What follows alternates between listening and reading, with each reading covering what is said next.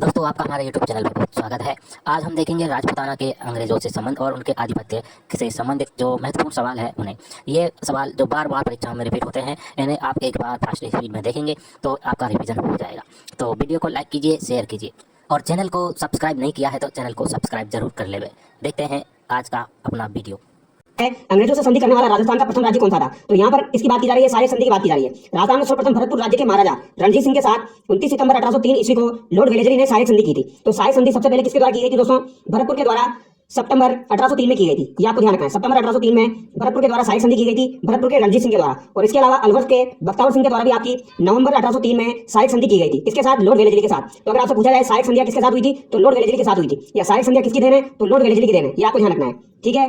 तो यहाँ पर आपका राइट आंसर क्या हो जाएगा? भरतपुर, कोटा, बूंदी, अलवर में से आपका राइट आंसर भरतपुर हो जाएगा, क्योंकि सबसे पहले किसके द्वारा की गई? 29 सितंबर 1803 को भरतपुर के द्वारा की गई और अलवर के द्वारा 14 नवंबर 1803 को बख्तावर सिंह के द्वारा की गई थी। और भरतपुर के साथ जो संधि हुई थी 29 सितंबर 1803 को, ये टूट गई थी दोस्तों। तो पुनः अप्रैल 1805 में दोबारा संधि की गई थी। ये आपको ध्यान रखना है, ठीक है। बख्तावर सिंह अलवर रियासत के संस्थापक प्रताप सिंह के पुत्र थे। तो अलवर रियासत का संस्थापक कौन था? प्रताप सिंह का पुत्र था आपका बख्तावर सिंह। इस संधि के तहत ईस्ट इंडिया कंपनी ने अलवर राज्य का पृथक अस्तित्व स्वीकार करके अलवर के आंतरिक प्रशासन में हस्तक्षेप नहीं करने का वचन दिया। यानी कि अलवर ने जो संधि की थी दोस्तों, वो बड़ी संधि हुई थी आपकी। इसके अनुसार अलवर ने नवंबर 1803 ईस्वी में सिंधिया के विरुद्ध लासवाड़ी के युद्ध में सहयोग प्रदान किया। तो अलवर ने लासवाड़ी के युद्ध में सहयोग भी दिया अंग्रेजों को। तो इस प्रकार अलवर ऐसा राज्य था जिसने ब्रिटिश ईस्ट इंडिया कंपनी के साथ विस्तृत रक्षात्मक एवं आक्रामक संधि की थी। तो अगर ये वर्ड आपको दे दिया जाए तो आप क्या आंसर करेंगे? अलवर आंसर करेंगे। अगर आपसे पूछा जाए ब्रिटिश ईस्ट इंडिया कंपनी के साथ विस्तृत रक्षात्मक एवं आक्रामक संधि किसके द्वारा की गई थी, तो ये आपकी अलवर के द्वारा की गई थी। तो अगर ये वर्ड आपको दे दिया जाए तो आप अलवर आंसर करना, ठीक है। आगे देखिए, भरतपुर एवं अलवर ने ब्रिटिश ईस्ट इंडिया कंपनी के साथ संधियां कब की थी? तो भरतपुर और अलवर के द्वारा कब की गई थी दोस्तों? तो इनके द्वारा तो सितंबर नवंबर में कर ली गई थी 1803 में। तो ऑप्शन 1 आपका करेक्ट हो जाएगा। आगे देखिए, 1803 में अंग्रेजों के साथ संधि करने वाले अलवर राज्य के शासक का नाम बताइए। तो अलवर राज्य के शासक का नाम क्या हो जाएगा? बख्तावर सिंह हो जाएगा, जो कि मैं आपको बता चुका हूं। रणजीत सिंह कहां का हो जाएगा दोस्तों? भरतपुर का हो जाएगा, ठीक है।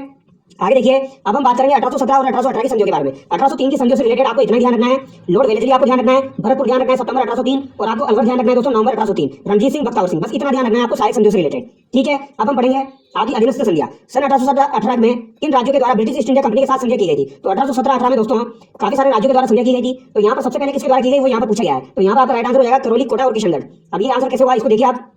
देखिए संध्या किस तरीके से हुई थी। सबसे पहले 1817-18 में आपकी करौली के द्वारा की गई थी, हरबख्श पाल के द्वारा 9 नवंबर 1817 को संधि की गई थी। ये आपको ध्यान रखना है। तो 9 नवंबर 1817 को हरबख्श पाल के द्वारा करौली के द्वारा संधि की गई थी अंग्रेजों के साथ। कौन सी संधि थी? अधीनस्थ संधि थी। किसके साथ हुई थी दोस्तों? लॉर्ड हेस्टिंग्स के साथ हुई थी। और करने वाला कौन था? तो चार्ल्स मेडकोफ जो था वो करने वाला था। संध्या किसने की थी? चार्ल्स मेडकोफ ने की थी। लेकिन अगर आपसे पूछा जाए किसकी देन थी अधीनस्थ संध्या, तो लॉर्ड हेस्टिंग्स की देन थी। ये आपको ध्यान रखना है। और चार्ल्स मेडकोफ जो थे ये दिल्ली के रेजिडेंट थे। कहां के रेजिडेंट थे? दिल्ली के रेजिडेंट थे। ये आपको ध्यान रखना है, ठीक है। तो करौली के हरबख्श पाल सिंह ने 9 नवंबर 1817 को संधि की। इसके बाद टोंक ने संधि की अमीर खां पिंडारी ने 17 नवंबर 1817 को, यानी 9 नंबर के बाद 17 नंबर को किसने की? टोंक ने की। फिर कोटा के उमेश सिंह ने की दोस्तों 26 दिसंबर 1817 को। ये आपको ध्यान रखना है। इसको कैसे याद रखते हैं हम? इसको हम कोटक से याद रखते हैं दोस्तों।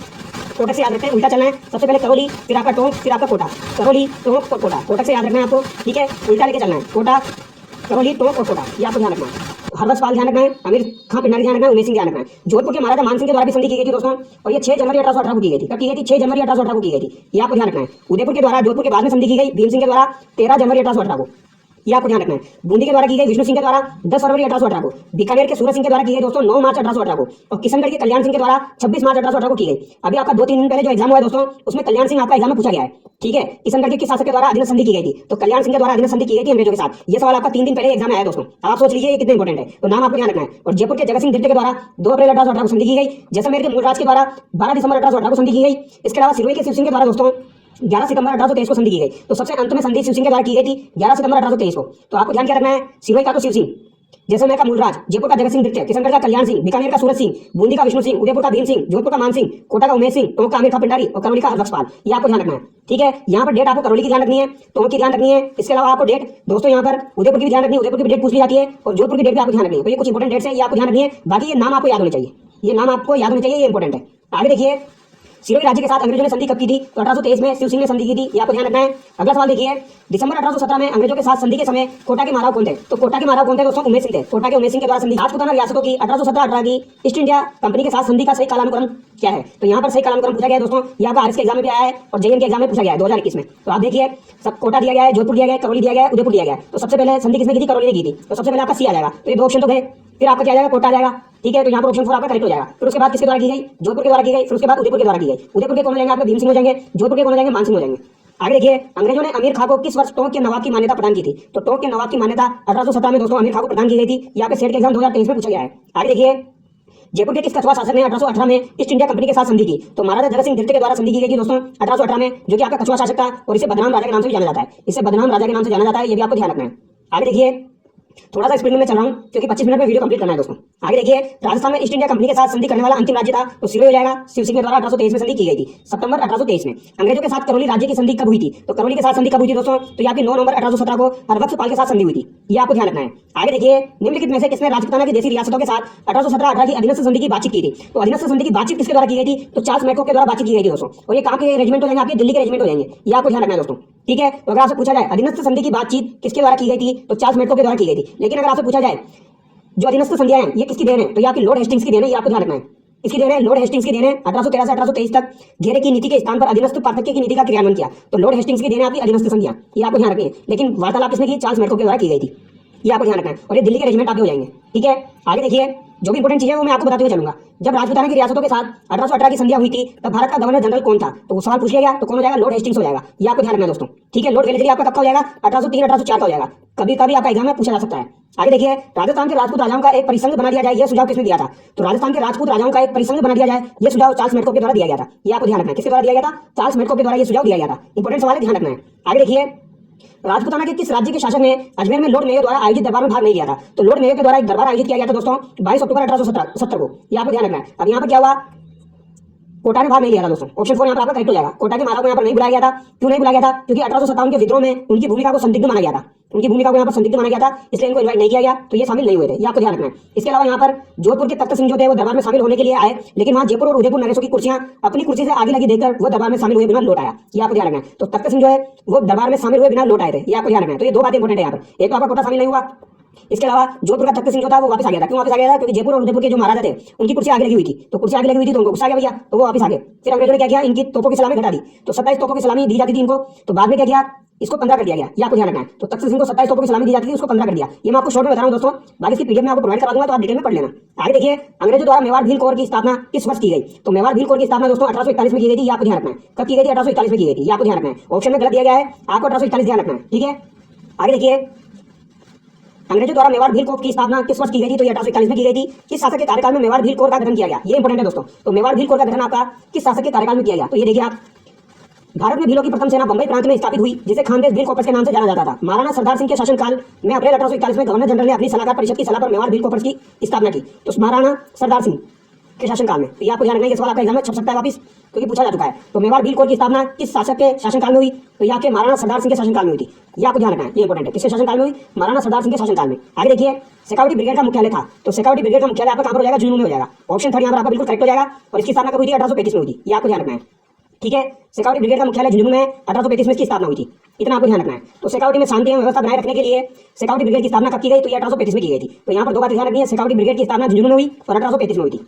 आगे देखिए, अफीम से संबंधित रॉयल कमीशन निम्न में से किस वर्ष राजस्थान आया था? तो रॉयल कमीशन अफीम से संबंधित किस वर्ष राजस्थान आया था? तो 1893 में ये राजस्थान आया था, ये आपको ध्यान रखना है। और ये सवाल दोस्तों आपका काफी बार एग्जाम में आ चुका है। देखिए आप 2019 2022 इसके अलावा भी आ चुका है दोस्तों। तो 1893 ईस्वी में लॉर्ड एम हस्ट द्वारा अफीम रॉयल कमीशन शाही आयोग की स्थापना की गई थी, तो ये भी आपको ध्यान रखना है। किसके द्वारा की गई थी? लॉर्ड एम हस्ट के द्वारा अफीम रॉयल कमीशन की स्थापना की गई थी 1893 में। ठीक है, तो अफीम कमीशन कब आया था? 1893 में आया था, अफीम से संबंधित रॉयल कमीशन। निम्न में से सर्वप्रथम किसने राजस्थान राज्य पर पूछा गया है वर्ग के लिए प्रथम शिक्षा संस्थान की आवश्यकता पर बल दिया था? तो ये किसने दिया था? ये आपके कैप्टन वाल्टर ने दिया था। तो यहाँ पर ये पूछा गया दोस्तों, शिक्षा का सुझाव शासकों और सामंतों के लिए सर्वप्रथम किसके द्वारा दिया गया था? तो ये आपके किसके द्वारा दिया गया दोस्तों? कैप्टन वाल्टर के द्वारा दिया गया था, ये आपको ध्यान रखना है। तो अगर आपसे पूछा जाए राजस्थान में जो शासक थे आपके और जो सामंत पुत्रों की शिक्षा के लिए पृथक कॉलेज खोलने का सुझाव किसने दिया? तो कर्नल वाल्टर के द्वारा दिया गया था। तो ये सवाल आपका एग्जाम में पूछा जा चुका है और फिर से पूछा जाएगा। देख लेना आप दोस्तों, ये सवाल आपका काफी बार एग्जाम में आ चुका है और आएगा, तो इसको ध्यान रखना है। अब यहाँ पर एक चीज आपको ध्यान रखनी है दोस्तों, 1864 ईस्वी में मिशन ने ब्यावर में लिथो प्रेस स्थापित की। तो यहाँ पर लिथो प्रेस की स्थापना कहाँ पर की गई थी? ब्यावर में की गई थी। और कब की गई थी? 1864 में की गई थी। ये भी आपके एग्जाम में पूछी जाती है, तो ये आपको ध्यान रखना है। आगे देखिए, मेयो कॉलेज का संस्थापक कौन था? तो मेयो कॉलेज का संस्थापक आपका रिचर्ड बार्क हो जाएगा। ऑप्शन 1 यहाँ पर आपका बिल्कुल करेक्ट हो जाएगा, ये आपको ध्यान रखना है। और मेयो कॉलेज आपका कहाँ पर स्थित है? अजमेर में हो जाएगा दोस्तों। आगे देखिए, गवर्नर जनरल बेंटिंग ने अजमेर में देसी राजाओं का दरबार कब आयोजित किया? तो बेंटिंग के द्वारा देसी राजाओं का दरबार कब आयोजित किया गया था? 1832 में आयोजित किया गया था, ये आपको ध्यान रखना है। तो बेंटिंग के द्वारा अजमेर में देसी राजाओं का दरबार कब आयोजित हुआ? 1832 में आयोजित हुआ था। और ये इंपोर्टेंट आपका एग्जाम में पूछा जाता है। ठीक है, अंग्रेजों ने सामर झील के लिए नमक समझौता कब किया? तो सामर झील के लिए नमक समझौता अंग्रेजों के द्वारा कब किया गया दोस्तों? तो ये आपका 1869 में किया गया था दोस्तों, ये आपको ध्यान रखना है। कब किया गया? 1869 में किया गया था। और ये इंपोर्टेंट है, ये देखिए आप 2015 में आ चुका है, 2020 में आ चुका है, इसके अलावा पूछा जा चुका है। तो अंग्रेजों ने सामर झील के लिए नमक समझौता कब किया? 1869 में किया। और आपका अफीम से संबंधित रॉयल कमीशन भारत कब आया था? तो ये भी मैंने आपको बताया दोस्तों, ये आपका कब आया था? 1893 में आया था, ये आपको ध्यान रखना है। ठीक है, आगे देखिए, किस नमक की झील पर जयपुर और जोधपुर रियासतों का साझा अधिकार था? तो कौन सी हो जाएगी आपकी जयपुर और जोधपुर का अधिकार किस पर था? सामर्थ्य पर था। महाराजा तख्त सिंह मारवाड़ के राज्याभिषेक के उत्सव में कौन सा पॉलिटिकल एजेंट सम्मिलित हुआ था? तो तख्त सिंह का जब राज्याभिषेक हुआ था दोस्तों, तो यहाँ पर आपका लुड्लो सम्मिलित हुआ था, ये आपको ध्यान रखना है। कौन सम्मिलित हुआ था? लुड्लो। महाराणा तख्त सिंह मारवाड़ के राज्याभिषेक के उत्सव में 1 दिसंबर 1843 में ब्रिटिश पॉलिटिकल एजेंट कप्तान जॉन लुड्लो सम्मिलित हुआ था, ये आपको ध्यान रखना है। आगे देखिए, महारानी विक्टोरिया के स्वर्ण जुबली उत्सव में भाग लेने के लिए 1887 ईस्वी में मारवाड़ के प्रतिनिधि के रूप में किसे इंग्लैंड भेजा गया था? तो महारानी विक्टोरिया के स्वर्ण जुबली उत्सव जो हुआ था दोस्तों, उसमें आपके प्रताप सिंह को भेजा गया था, ये आपको ध्यान रखना है। कब हुआ था? ये 1887 में हुआ था। रानी विक्टोरिया के शासनकाल में 50 वर्ष पूरे होने पर लंदन में स्वर्ण जयंती समारोह में महाराणा जसवंत सिंह ने अपने प्रधानमंत्री सर प्रताप को महाराजा धिराज की उपाधि देकर अपने प्रतिनिधि के रूप में लंदन भेजा था। यानी कि जसवंत सिंह यहाँ पर नहीं गए थे, इन्होंने प्रताप को भेजा था, ये आपको ध्यान रखना है। आगे देखिए, ब्रिटिश काल की 7 प्राचीन बंदूकें जहां के राजभवन से चोरी हुई। तो ब्रिटिश काल की 7 प्राचीन बंदूकें जो थी दोस्तों, ये आपकी कहां से चोरी हुई थी? माउंट आबू से चोरी हुई थी, ये आपको ध्यान रखना है। ठीक है, 9 बंदूकें थी, उनमें से 7 आपकी चोरी हो गई थी। 2 फरवरी 2019 को माउंट आबू के राजभवन में रखी ब्रिटिश काल की 9 बंदूकों में से 7 बंदूकें आपकी चोरी हो गई थी। आगे देखिए, ईस्ट इंडिया कंपनी का राजपूत राज्यों में सहायक संधि करने का मुख्य उद्देश्य क्या था? तो मुख्य उद्देश्य क्या था? अंग्रेजों की प्रभुसत्ता स्थापित करना, ये आपको ध्यान रखना है। आगे देखिए, राजस्थान के किस स्थान से अंग्रेजी शिक्षा की सर्वप्रथम शुरुआत हुई थी? तो अंग्रेजी शिक्षा की सर्वप्रथम शुरुआत अजमेर से हुई थी, ये आपको ध्यान रखना है। ठीक है, और ये किसने दिया था शिक्षा का सुझाव सर्वप्रथम? शासक के बेटों के लिए या फिर सामंतों के बेटों के लिए किसने दिया था दोस्तों? तो वाल्टर ने दिया था, वो आपको ध्यान रखना है। आगे देखिए, राजस्थान के राज्यों ने अंग्रेजों के साथ अधीनस्थ संधियां की थी, बिल्कुल की थी। उनके साम्राज्यवादी शक्ति के संरक्षण की आवश्यकता थी, ये भी सही है। तो उनको साम्राज्यवादी शक्ति के संरक्षण की आवश्यकता थी, तो यहाँ पर ए और आर दोनों सही है, और आर ए का सही स्पष्ट है। 1922 में राजपुताना में गवर्नर जनरल के एजेंट निम्न में से कौन थे? तो गवर्नर जनरल के एजेंट निम्न में से आपके कौन हो जाएंगे? तो रॉबर्ट हॉलैंड हो जाएंगे। और कब का पूछा गया? 1922 का पूछा गया, ये आपको ध्यान रखना है। तो ये सवाल आपका इंपॉर्टेंट हो जाता है दोस्तों, क्योंकि काफी सारे बच्चे से गलत करके आएंगे। 1922 में राजपुताना में गवर्नर जनरल के एजेंट निम्न में से कौन थे? तो 1922 का पूछा गया है, 1922 में आपके रॉबर्ट हॉलैंड हो जाएंगे, ये आपको ध्यान रखना है। लॉर्ड लेक ने होल्कर सिंधिया अमीर खां की सम्मिलित सेना को कहां परास्त किया था? तो लॉर्ड लेक ने होल्कर सिंधिया और अमीर खां की संयुक्त सेना को कहां पर परास्त किया था दोस्तों? तो ये बेर में परास्त किया था, ये आपको ध्यान रखना है। कहां पर परास्त किया था? बेर में परास्त किया था। दोस्तों वीडियो देखने के लिए आपका बहुत बहुत धन्यवाद, और हमें कमेंट करके बताइए आपको वीडियो कैसा लगा, और वीडियो को लाइक कीजिए, शेयर कीजिए, और चैनल को सब्सक्राइब नहीं किया है तो सब्सक्राइब भी कर लीजिए।